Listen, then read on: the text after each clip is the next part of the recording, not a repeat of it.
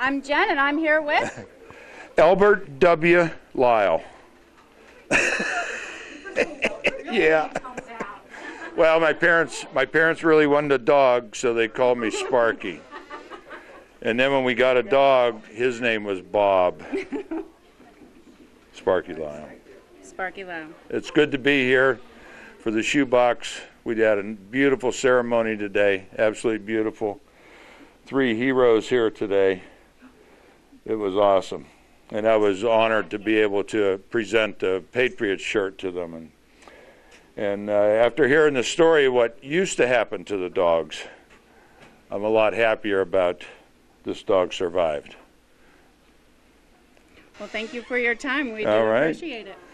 You're kicking me out already? Oh, camera's off? You don't care now? No, I'm only kidding. All right, thank you.